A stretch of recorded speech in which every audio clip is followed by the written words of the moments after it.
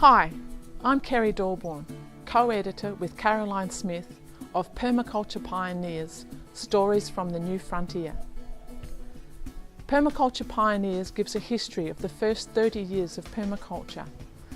It explores what we can learn about personal transformation towards sustainability through the personal stories of some of Australia's best known and also some more everyday permies, who each in their own ways have made an extraordinary contribution. I think the most profound lesson from permaculture has been small is beautiful. I know it's a shoemaker term, but starting small, starting with small systems, getting them working and then moving on from there, starting at the back door step, so to speak, and really exercising a lot of self-discipline. It's easy to spread yourself too far, too thin. And I learned that from living on a very large property once. So I think the concept of zonation applied properly, not so much as a dogma, but looking at the underlying principles of it. What do you think are some of the most important lessons? The important lessons that I've learnt from permaculture? I've learnt that if you apply the design principles as closely as you can, you'll end up with wonderful production and good systems, and that there isn't a whole lot of room to innovate. And though people talk about creativity of permaculture and the creativity of applying principles, it's not in going much beyond the palette that we have of principles for designing well. I've learnt that permaculture gives you enormous understanding of the natural and built environment as well. In all those things. It has quite profound meaning if you like to follow it as much as you want to. For example, this morning I had a big discussion with someone over entropy, that everything falls apart and rusts.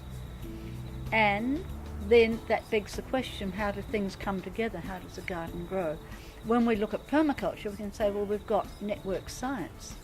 Now, network science is the newest science, so I've been able to add that into permaculture as a way to show how things grow and get put together after you get disasters or after you get things collapsing. They actually go into a new cycle and repeat it again through networks.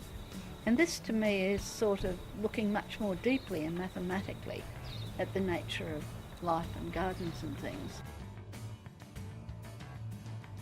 I think the issue of focusing on particular individual problems in society that we need to reform or address is part of an old progress notion that we're sort of gradually improving things. Whereas when we understand the big limits of sustainability that informed permaculture from the beginning, then we see we need to redesign everything from first principles.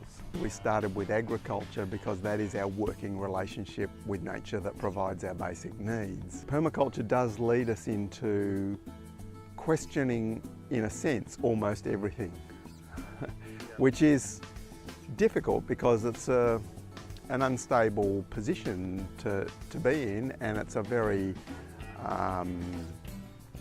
exhausting position to be in.